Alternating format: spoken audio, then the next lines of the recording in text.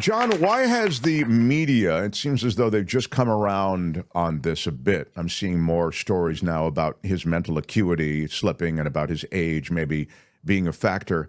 But on just substantive things like pulling out of the 60 Minutes interview, pulling now out of the CNBC interview, Donald Trump is doing things that if Kamala Harris did them, she would be lit up like a Christmas tree by the media. Why does the media generally give a pass to Trump? I don't think they give a pass to him. I think there is a recognition that the people who are going to vote for Donald Trump are going to vote for him no matter what he says, no matter what he does, no matter what mistakes he makes. I listened to this discussion about tariffs. The last time the American people were preoccupied with tariffs was the election of 1888, 1892, and 1896, when tariffs really were the major issue. Nobody understands the tariff question. But you see, for Donald Trump, it doesn't matter. There's only one thing that matters to Donald Trump now, and that's voter turnout. He's talking to his base. Now, you talked at the very beginning about Georgia. Let me indicate to you that the indications are, and nobody knows how people vote, Democrats are turning out in massive numbers in Georgia. If Donald Trump loses Georgia, he's in trouble. Now, I have to tell you, I talked with a gentleman this morning, very smart fellow, who said to me, Donald Trump is going to win. And I said, why? And he said, because of Elon Musk. Elon Musk just pumped $70 million into the Trump campaign. And the question is why? In part because Trump has said, if I win, I'm going to make you part of this economic revival.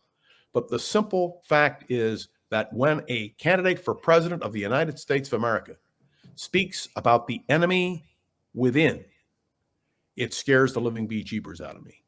So in answer to your question, and in short, the media is not prepared to tackle Donald Trump. Oh, one more quick point. It depends what media you listen to. If you listen to CNN or MSNBC, there's a regular challenge to Trump. If you listen to Fox, it's pass after pass after pass. So this is the reality. We don't have. Well, it's more than just a pass, too, John, isn't it? Then they spin on his behalf. Of course they do.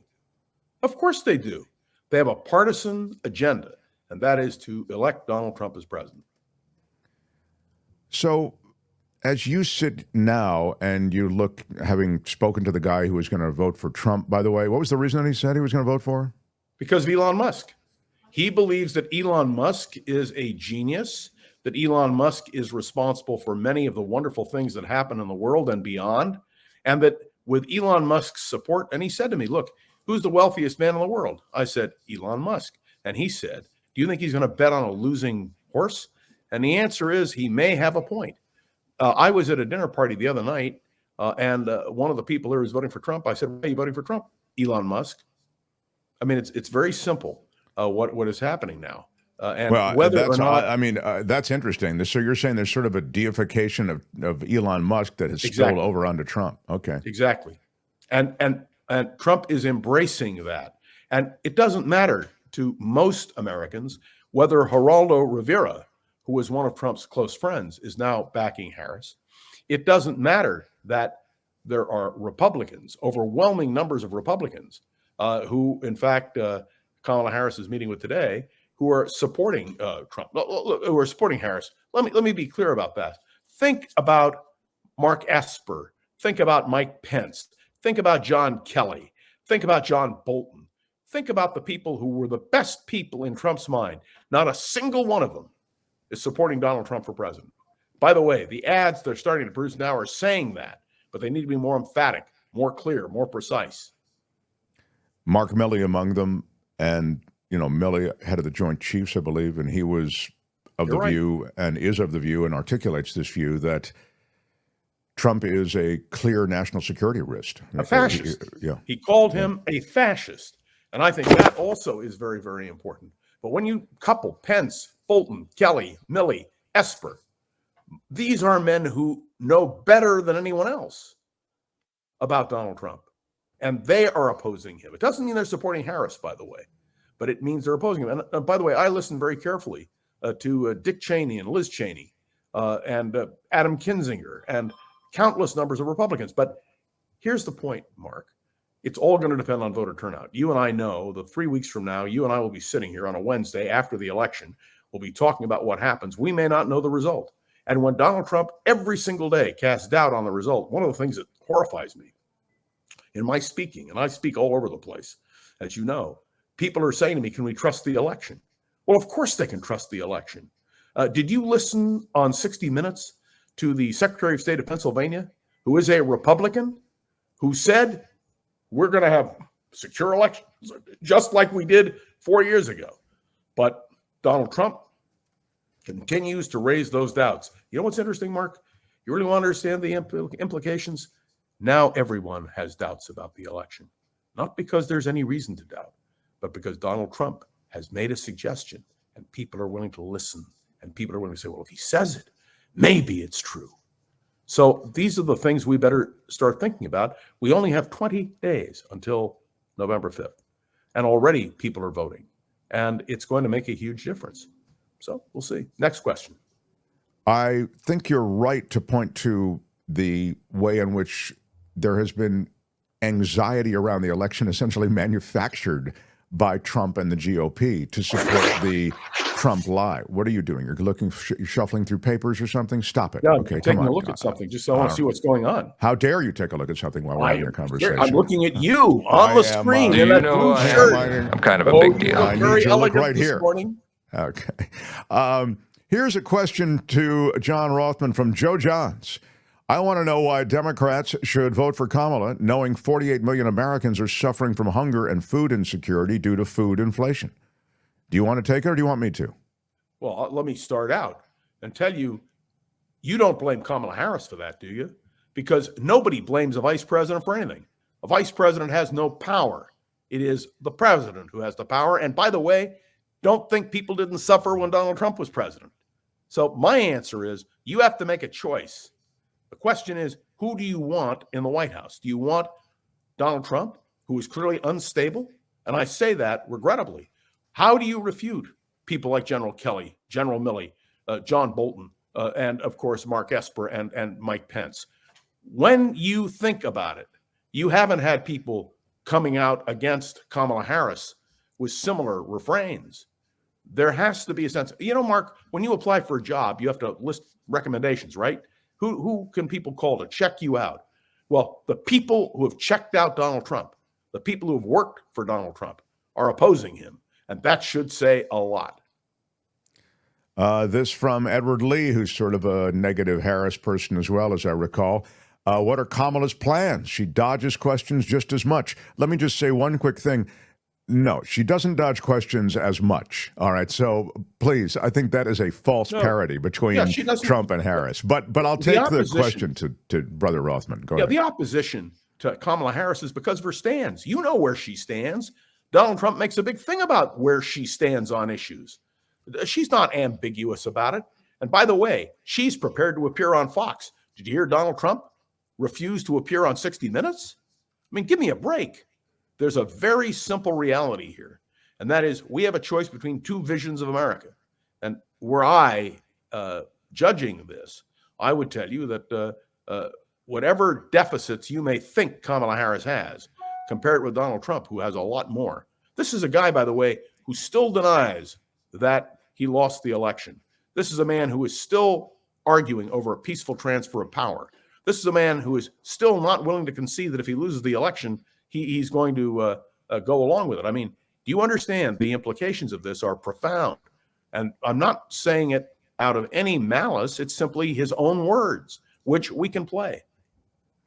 Trump said, this is interesting, again from Joe, Democrat support of Kamala. Why did Kamala say openly she will appoint Republicans to her White House right after Dick Cheney endorsed Kamala? Well, first of all, the timing might have been that. I would challenge whether or not that was actually the timing, like right after Dick Cheney. Dick Cheney had nothing to do with it, but Liz Cheney has certainly been spoken of in relation to maybe having a point. Can I make the point? She'll be included this is in not the cabinet. unusual. Go ahead, John. Franklin Roosevelt put Stimson in as Secretary of War, and he put Frank Knox, who had been Alva Landon's running mate in 36, in as Secretary of the Navy. John F. Kennedy put Robert McNamara in as Secretary of Defense, who was a Republican. C. Douglas Dillon, who had been Under Secretary of State in the Eisenhower administration, a Republican, became Secretary of the Treasury. I want to remind you that Senator Cohen of Maine who was a Republican, went into a Democratic administration with Bill Clinton.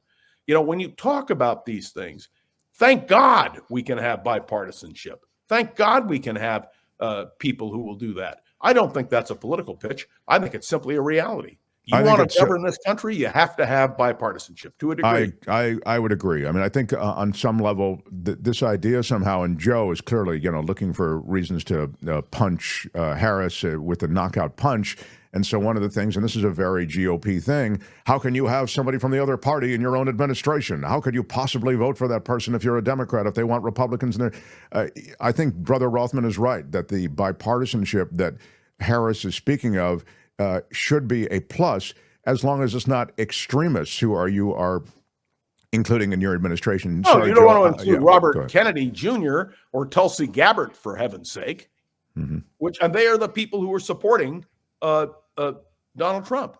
May I just point out? Phineas says, are you going to talk with John Rothman about Trump's Nazi convention at Madison Square Garden, a la Hitler-esque, and the St. Louis Nazi booths popping up? There were a group of people, or there was a group of people, they were there, who were in Nazi regalia, John, and it seemed to be a place where there were a couple of pockets of sort of white power groups present at that Trump rally.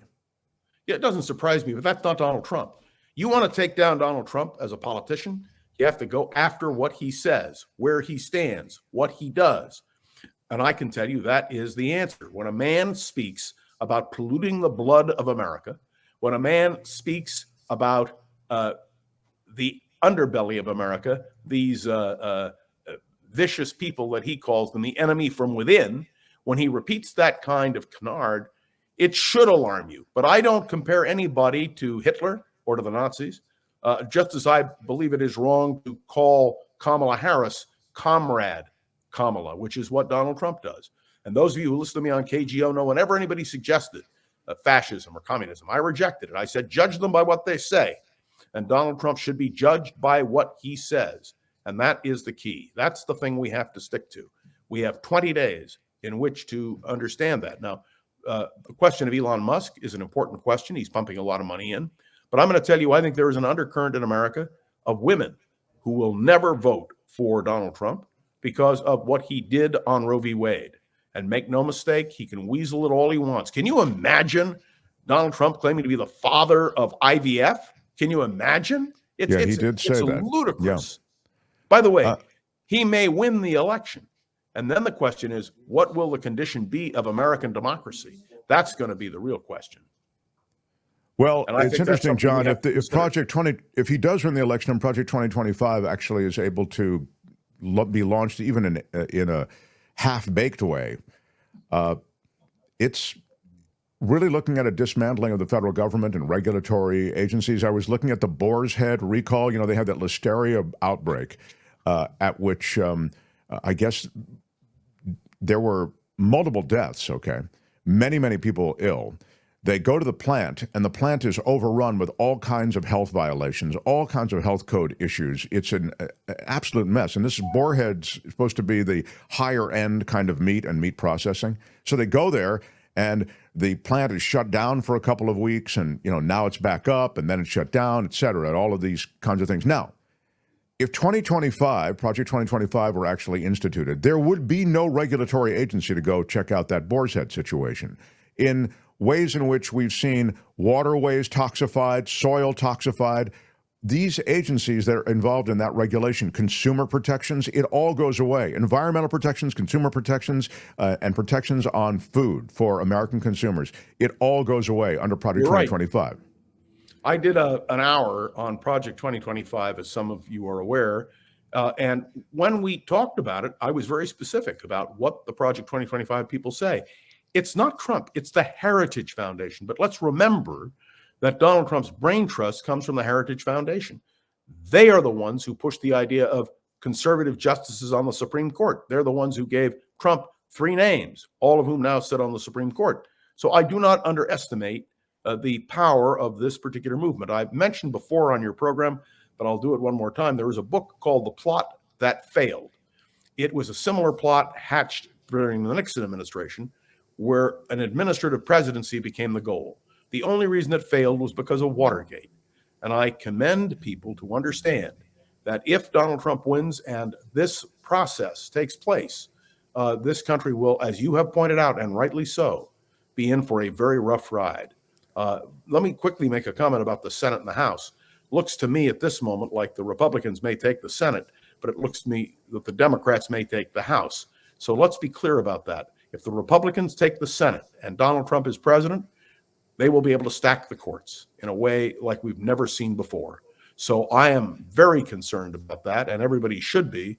We have 3 justices who are over the age of 70, and any one of them passing away, if Donald Trump is president with the Republican Senate, you're going to see action there. And let me point out to you that John Toon, who may well succeed Mitch McConnell as leader, has said if Harris is president and she sends those kinds of nominees that he doesn't like, and the Republicans control the Senate, he'll kill them. He won't approve them. I mean, well, you talk about the Supreme Court. I just want to say I have 2 points. One is, first of all, John is so right to talk about the judiciary, because increasingly the legislature, at least the federal legislature, is unable to get anything done. Everything is so hyper-partisan that you just can't get any bills passed. So law begins to take on a kind of a de facto rule. And so you're going to have American culture and society ruled by these court decisions. That's what's happening. So where the courts are and who's in control of them becomes critical. And secondly, it's not just the Supreme Court. As you say, it's the district courts, it's the appellate courts. Thank you. Thank you. So, and I've repeated this before. Some of you who have listened to me over the years, over many years on the radio, know that I've always said in presidential elections, you're not just voting for a president, you're voting for the person who's going to nominate judges. And that to me is equally important. Who's going to win the election? Who knows? But I can tell you this. I believe, and maybe it's because I want to believe it, Mark, but there is an undercurrent of concern about the idea of a Trump presidency.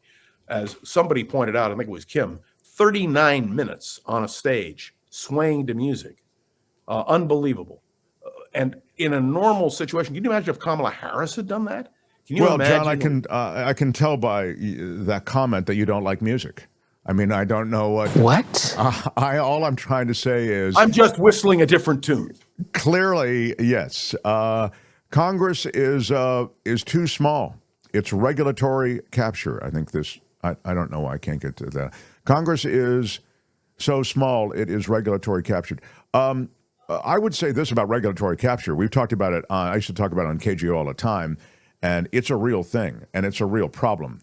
But that does not mean, Congress, by the way, the idea that they could handle any sort of regulation is laughable. They truly are captured by, as was suggested by Tom Hartman, who was here the other day as a guest, they should wear those jackets that NASCAR drivers wear, where they just have the lobby money on as patches on their jacket, because they are all, not all of them, but they are as an institution owned by their wealthy donors.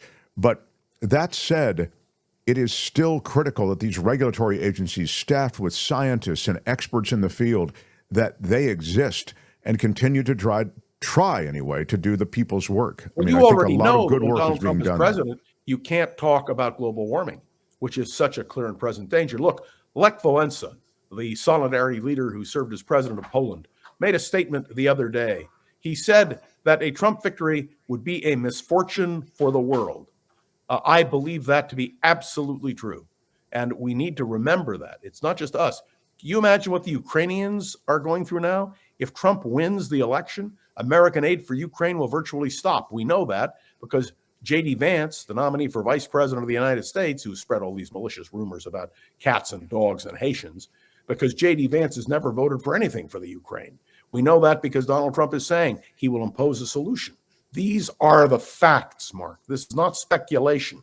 And so we should be worried about a Trump victory. And that's why the Democrats are going to have to turn out the vote as we've never turned it out before. And I say we. Remember, I was once a Republican. I was once on Richard Nixon's staff. I am not a left-wing lunatic. But I am somebody who loves. You are a lunatic, though, wouldn't you say that, John? You're just not only anyway. When I appear with you on the Mark Thompson program. All right, now listen. I think you're plenty loony, over the legal limit. Now, what I would say to you, John Rothman, is that we have no more time to continue this conversation. Outrageous. I have a distinguished professor in his own right coming on who's just I'm going written to a really listen. interesting book. I want you to listen because it is about the presidency and about the Constitution, and I think you'll find it Can I instructive. quickly And just yeah, point out a question you can ask him? The president who was most accused of stretching the Constitution was Franklin D. Roosevelt, who is now ranked as one of our greatest presidents. Remember, he tried to pack the Supreme Court.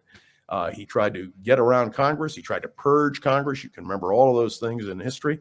So I'll be interested. I'll be listening avidly. Hi, it's Mark, and I thought that was great. Hit the notification bell. You'll know whenever there's a new video being dropped, and please subscribe to our channel to help us save the universe.